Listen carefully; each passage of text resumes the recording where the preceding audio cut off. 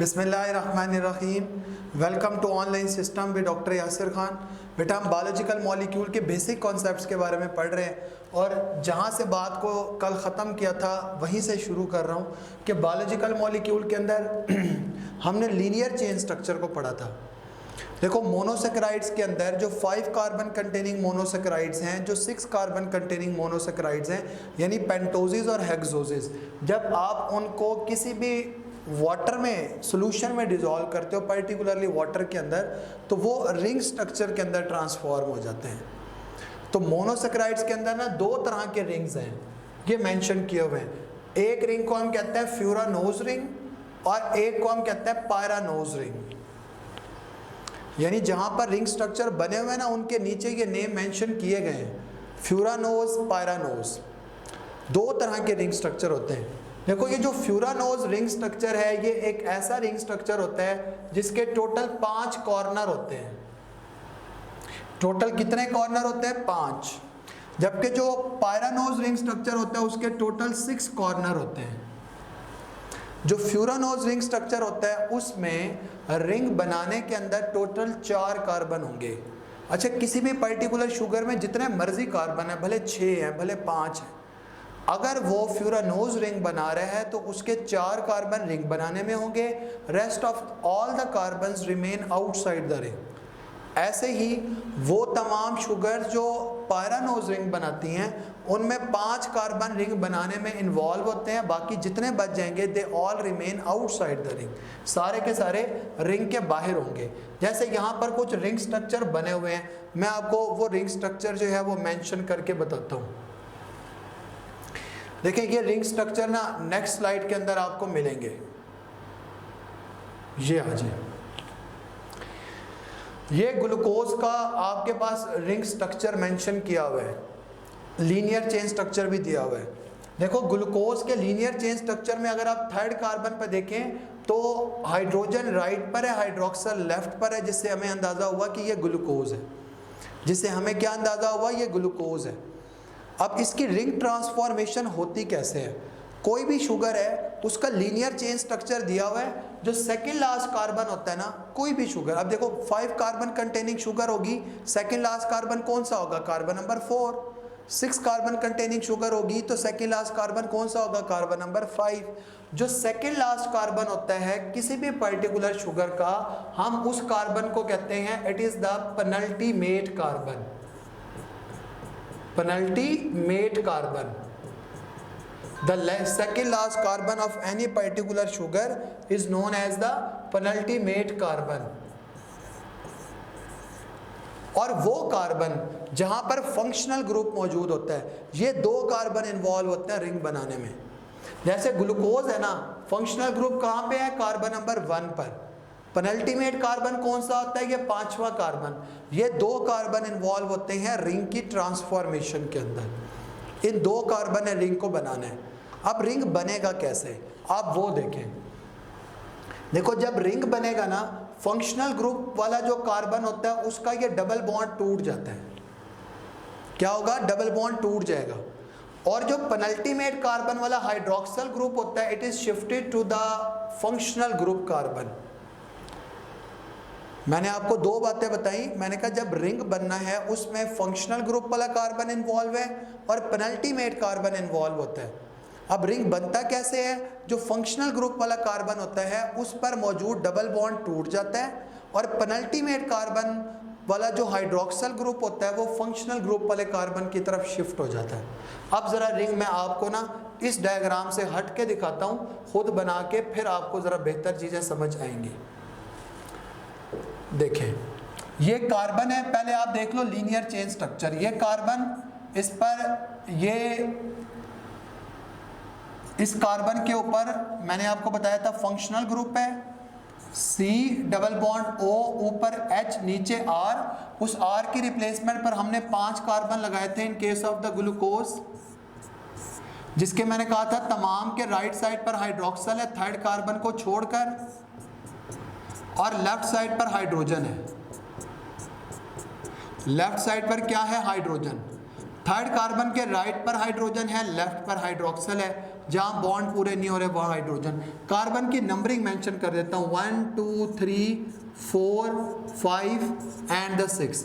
ये carbon number 1 है जो फंक्शनल ग्रुप वाला कार्बन है, और ये पेनल्टीमेट कार्बन है। यहाँ से डबल बॉन्ड टूटेगा, पेनल्टीमेट वाला carbon hydroxyl group functional group वाले कार्बन पे शिफ्ट होगा, क्योंकि ग्लूकोज एक पायरैन रिंग बनाती है और पायरैन रिंग एक 6 कॉर्नर रिंग होता है। देखो रिंग ऐसा होगा, ये रिंग ऐसा बनेगा 6 कॉर्नर, ये 6 कॉर्नर बना लो पहले, 6 कॉर्नर है। देखो 1 2 3 4 5 6। अब कार्बन लगा लो, ये कार्बन है, यहां पर कार्बन है, यहां पर कार्बन है, यहां पर कार्बन है, यहां पर कार्बन है। रिंग के अंदर टोटल मैंने कितने कार्बन ड्रॉ किए अब तक? 5। Carbon number 1 2 3 4 and the 5। 5 carbon draw किए हैं मैंने रिंग के अंदर। इसका मतलब है the 6th carbon remain outside the ring. यहां पर छठा कार्बन है। ये लीनियर चेन स्ट्रक्चर आपके सामने है। ये कार्बन नंबर 1 है, इसका जब डबल बॉन्ड टूटेगा ऑक्सीजन वाला, तो ऑक्सीजन यहाँ पे आ जाएगी कार्बन नंबर 1 के साथ सिंगल बॉन्ड के साथ, सिंगल बॉन्ड के साथ। ये ऑक्सीजन लगा दी मैंने। अब आगे आप देखें कि ये जो कार्बन नंबर 1 है, इस पर क्या बचा हुआ है? वो हाइड्रोजन। ये ले हाइड्रोजन लगा दिया। और ये हाइड्रोक्सल जो पेनल्टीमेट कार्बन वाला, वो भी तो यहाँ पर शिफ्ट हुआ है, वो हाइड्रोक्सल भी है। लो जी, हाइड्रोक्सल भी लगा देते हैं। कार्बन नंबर 2 पे क्या है? हाइड्रोजन और हाइड्रोक्सल, ऊपर हाइड्रोजन नीचे हाइड्रोक्सल। कार्बन नंबर 3 पर क्योंकि हाइड्रोक्सल हाइड्रोजन फ्लिप हुए थे, इसलिए ऊपर हाइड्रोक्सल होगा नीचे हाइड्रोजन होगा। 4 के ऊपर हाइड्रोजन नीचे हाइड्रोक्सल। ये कार्बन नंबर 5 है, इसका ये हाइड्रोक्सल तो गया ऊपर कार्बन 1 पर, पीछे क्या बचा हुआ है? कार्बन 5 पर हाइड्रोजन। और 6th carbon outside the ring है, और वो क्या है? ये CH2 इकट्ठा कर लो, ये OH है। CH2 इकट्ठा कर लिया, ये OH है। ये मैंने ग्लूकोज का एक रिंग स्ट्रक्चर बनाया है। दोबारा समझाता हूं मैं। रिंग स्ट्रक्चर बनाते हुए बेटा 5 कार्बन कंटेनिंग शुगर और 6 carbon containing sugar, when you dissolve them in a solution और in the water, they transform into the ring structure. Ring 2 तरह के होते हैं, एक रिंग पायरानोज है, एक फ्यूरानोज है।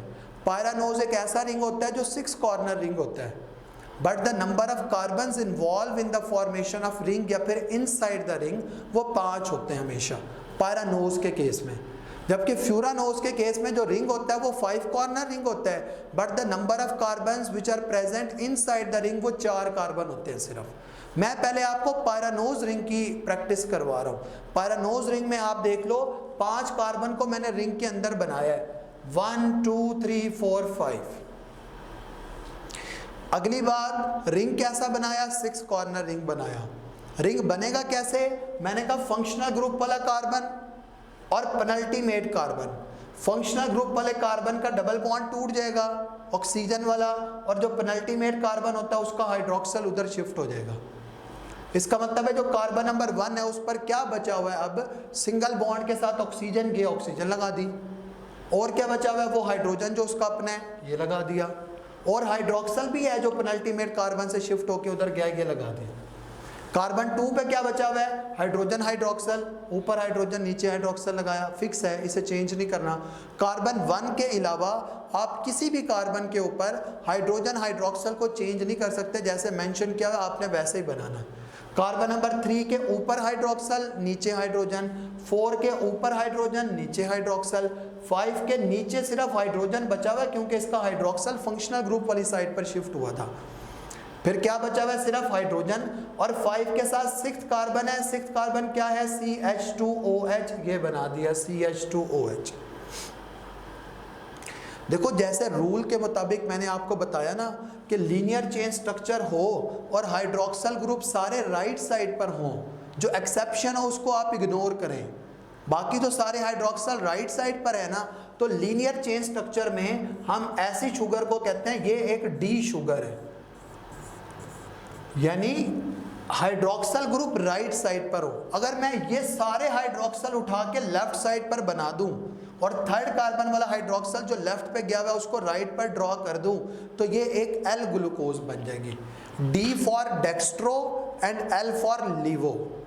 लीनियर चेन स्ट्रक्चर में हाइड्रोक्सल और हाइड्रोजन का अरेंजमेंट बताता है कि शुगर डी शुगर है या एल शुगर है। ये एक डी शुगर थी क्योंकि हाइड्रोक्सल मैंने राइट साइड पर ड्रॉ किए हुए थे, ठीक है, हाइड्रोक्सल राइट साइड पर। अच्छा, शुगर जब रिंग स्ट्रक्चर में आ जाए हमें तो पता ही नहीं चल सकता कि जी हाइड्रोक्सल राइट में है कि लेफ्ट में है, क्योंकि हमने तो यहाँ ऊपर नीचे लगाए हैं। फिर कैसे पता चलेगा? फिर पता चलेगा बेटा नंबरिंग से।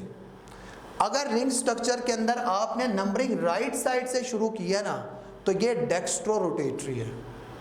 अगर आपने नंबरिंग लेफ्ट साइड से शुरू किया तो ये लिवो रोटेटरी है। अभी मैंने नंबरिंग कहाँ से शुरू किया? राइट साइड से अपने, तो इसका मतलब ये हुआ कि ये एक डी शुगर है।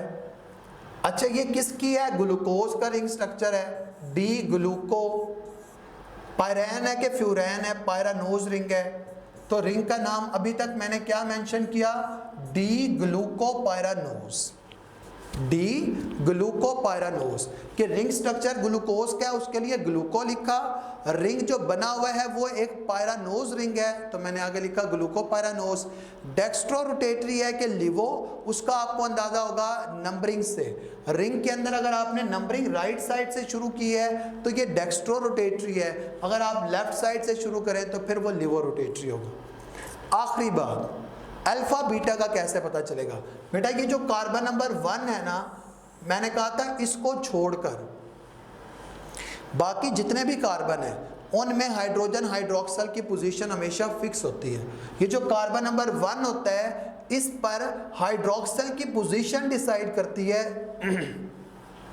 कि शुगर अल्फा होगी या शुगर बीटा होगी। अगर इस कार्बन नंबर 1 पर hydroxyl group in the air यानी ऊपर हो, कार्बन नंबर 1 पर hydroxyl group in the air यानी ऊपर हो, तो ये शुगर बीटा शुगर होगी।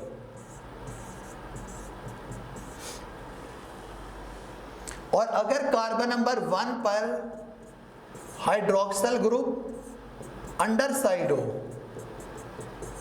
तो अल्फा। इस वक्त मैंने कहां बनाया है? नीचे। मैं कह सकता हूं ना रिंग का पूरा नाम क्या है? Alpha D glucopyranose. रिंग का पूरा नाम क्या है? Alpha D glucopyranose. समझ आई बेटा? तो मैंने ये ग्लूकोज का लीनियर चेन स्ट्रक्चर बनाया, रिंग बनाया, रिंग को पढ़ने का तरीका बताया कि हम उसका रिंग कैसे नेम मेंशन करते हैं, हम उसको कैसे पढ़ते हैं। ये तो एक पायरानोज रिंग की प्रैक्टिस हो गई ना। अब जरा आप आओ फ्यूरानोज रिंग की प्रैक्टिस पर।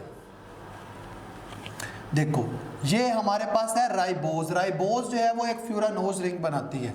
C डबल बॉन्ड O, ऊपर H, नीचे R, R की रिप्लेसमेंट पर 5 कार्बन और इनके राइट साइड पर हाइड्रोक्सल ग्रुप और लेफ्ट साइड पर हाइड्रोजन, लेफ्ट साइड पर हाइड्रोजन और राइट साइड पर हाइड्रोक्सल ग्रुप। अब आप देखो सारे के सारे हाइड्रोक्सल किधर लगाए हैं? राइट साइड पर के लेफ्ट साइड पर? राइट पर। इसका मतलब है कि अगर ये राइबोज है तो मैं कहूंगा कि कैसी राइबोज है? D ribose. समझ आ गई ना इस बात की? हाइड्रोक्सल ग्रुप राइट साइड पर है तो ये क्या है? डी राइबोज है। अब बनाना है रिंग। बताओ जरा कौन कौन से कार्बन इन्वॉल्व होंगे रिंग बनाने में? आवाज नहीं आई? आ रही आवाज? नहीं आई? अच्छा देखो, कार्बन नंबर 1 फंक्शनल ग्रुप वाला carbon, carbon number 1 functional group वाला कार्बन, और पेनल्टीमेट कार्बन इसका कौन सा होगा? 5वां? समझ नहीं आ रही? चौथा carbon. The fourth carbon is the penultimate carbon in case of the ribose, क्योंकि मैंने आपको बताया था कि सेकेंड लास्ट कार्बन जो होता है वो पेनल्टीमेट कार्बन होता है, तो ये पेनल्टीमेट कार्बन है। ठीक है बेटा?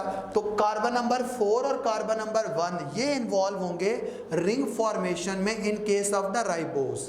बिल्कुल सेम उसी पैटर्न पर बनेगा, घबराना नहीं है आपने।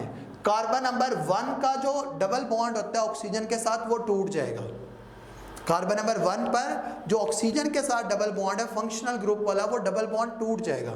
और कार्बन नंबर 4 पर जो हाइड्रोक्सल ग्रुप होता है it will shifted towards the functional group carbon. अब क्योंकि ये फ्यूरानोज रिंग है, और फ्यूरानोज रिंग मैंने आपको बताया कि 5 कॉर्नर रिंग होता है, यानी ऐसा 5 कॉर्नर रिंग होता है। फ्यूरानोज रिंग एक 5 कॉर्नर रिंग होता है, ये ऐसा है 5 कॉर्नर रिंग। देखो कार्बन प्लेस करवाता हूं, ये carbon number 1, carbon number 2, carbon number 3, carbon number 4। बताया था ना आपको कि फ्यूरानोज रिंग बनेगा तो how many carbons are involved in the formation of ring? 4। Ring कैसा होगा? 5 कॉर्नर रिंग। बाकी जितने कार्बन बच जाएंगे दे रिमेन्स आउटसाइड द रिंग, तो चौथे कार्बन के साथ एक कार्बन रिंग के बाहर है। अब क्या होगा? देखो ये कार्बन नंबर 1 है, कार्बन नंबर 1 के साथ जो ऑक्सीजन का डबल बॉन्ड था वो टूट गया था ना, पीछे ऑक्सीजन सिंगल बॉन्ड के साथ है, लो जी आ गई। कार्बन के साथ, इस कार्बन के साथ ऑक्सीजन सिंगल बॉन्ड से जुड़ गई है। कार्बन नंबर 1 पर अपना हाइड्रोजन भी तो है, लो जी लगा दिया हाइड्रोजन। अब मैं हाइड्रोजन चले नीचे लगा देता हूं। कार्बन नंबर 1 पर ये हाइड्रोक्सल भी तो शिफ्ट हुआ, पेनल्टीमेट कार्बन वाला, लो जी लगा दिया हाइड्रोक्सल। बाकी जगहों पर चेंज नहीं कर सकते। बड़ा आसान तरीका याद करने का बेटा, अगर आप एक डी शुगर को रिंग स्ट्रक्चर में ट्रांसफॉर्म कर रहे हो ना, ऊपर हाइड्रोजन आएंगे नीचे हाइड्रोक्सल आएंगे, ऊपर हाइड्रोजन आएंगे नीचे हाइड्रोक्सल आएंगे। 4 का क्योंकि हाइड्रोक्सल निकल गया था, पीछे हाइड्रोजन बच जाता है, वो हाइड्रोजन नीचे वाली साइड पर, क्योंकि बाहर वाली साइड पर इस पर 5th कार्बन अटैच है, और 5th कार्बन पर क्या है? ये CH2OH। ये मैंने राइबोस का रिंग स्ट्रक्चर ड्रॉ किया। इट मीन्स कि राइबोस को जब आप वाटर के अंदर डिसॉल्व करते हो ना, वो अपने रिंग स्ट्रक्चर के अंदर आ जाती है। वो राइबोस का रिंग स्ट्रक्चर ऐसा होता है। ये कैसा रिंग है? फ्यूरानोज रिंग है। और ये कैसा रिंग है? इस रिंग का अब हमने नेम लिखना है, वो आपने मुझे बताना है। बताओ अल्फा है कि बीटा है? कैसे पता चलेगा? कार्बन नंबर 1 डिसाइड करेगा। कार्बन नंबर 1 डिसाइड करेगा कि ये अल्फा है कि बीटा है। रूल मैंने बताया था प्रीवियस स्लाइड में कि कार्बन नंबर 1 पर अगर hydroxyl group in the air हो तो बीटा शुगर होती है। अब आप देख लो कि यहाँ पर इन द एयर है कि नहीं है? बिल्कुल है। पहली बात लिख रहा हूँ, ये एक बीटा है। अब नंबरिंग मैंने कहाँ से दी है? राइट साइड से कि लेफ्ट साइड से? राइट साइड से।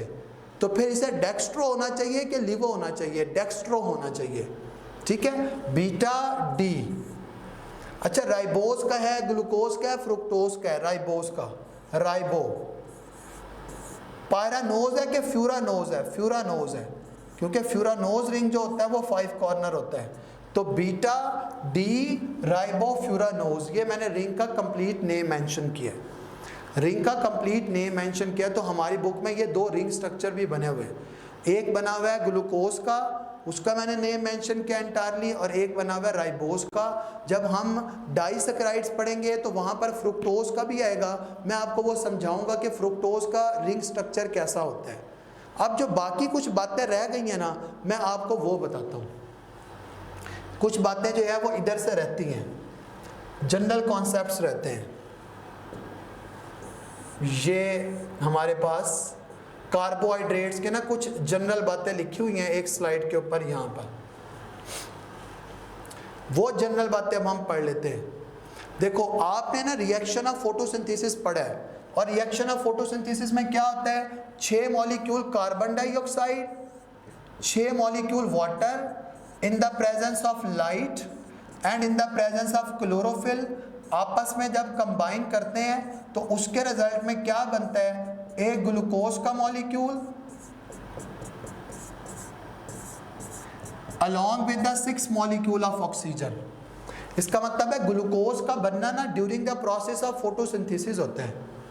हमारी बॉडी में तो फोटोसिंथेसिस नहीं होता ना, फिर हमारी बॉडी में ग्लूकोज कहाँ से आ रहा है? वो तमाम फूड जो आप जिसका इनटेक करवाते हो, अगर उसमें कार्बोहाइड्रेट कंटेंट है, कार्बोहाइड्रेट टूटेगा, सिंपल फॉर्म के अंदर आ जाएगा, ग्लूकोज की शक्ल के अंदर आ जाएगा। जबकि प्लांट अपनी ग्लूकोज को फोटोसिंथेसिस के रिजल्ट में बनाते हैं। देखो 10 ग्राम ग्लूकोज के सिंथेसाइजेशन के लिए कितनी एनर्जी चाहिए, ये बड़ा इंपॉर्टेंट बोर्ड का एमसीक्यू है। 717.6 किलो कैलोरी एनर्जी चाहिए। बाज़ औक़ात कंफ्यूज करने के लिए ना 10 ग्राम, क्योंकि वो बिल्कुल रट्टा दिया हुआ है हमारी बुक में, 1 ग्राम या 100 ग्राम आ जाएगा। इसका मतलब है अगर 1 ग्राम के लिए पूछा जाए तो फिर एनर्जी कम चाहिए होगी ना, पॉइंट पीछे ले जाओ, 71.76 किलो कैलोरी।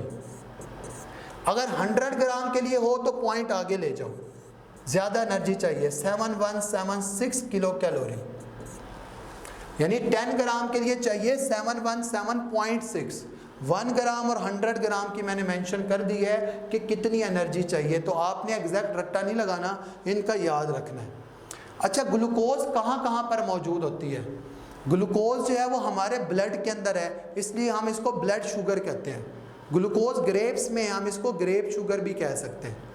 हमारे ब्लड के अंदर कितनी ग्लूकोज है, ये बात एमसीक्यू के लिए इंपॉर्टेंट है। Our blood normally contains 0.08% glucose. हमारे ब्लड में इतनी ग्लूकोज होती है। इसके अलावा ग्लूकोज कंबाइंड फॉर्म के अंदर भी मौजूद है, कॉन्जुगेटेड मॉलिक्यूल्स के अंदर। कॉन्जुगेटेड मॉलिक्यूल इसी यूनिट का बिल्कुल एंड पे टॉपिक आएगा, मैं आपको उनकी डिटेल दूंगा। इसके अलावा ये जो ग्लूकोज है पॉलीसेकेराइड को बनाने के अंदर भी इन्वॉल्व होती है। फ्री फॉर्म में ग्लूकोज किस किस के अंदर है? कुछ फ्रूट्स मेंशन किए गए हैं, फिग्स है, ग्रेप्स है और डेट्स है, खजूर के अंदर।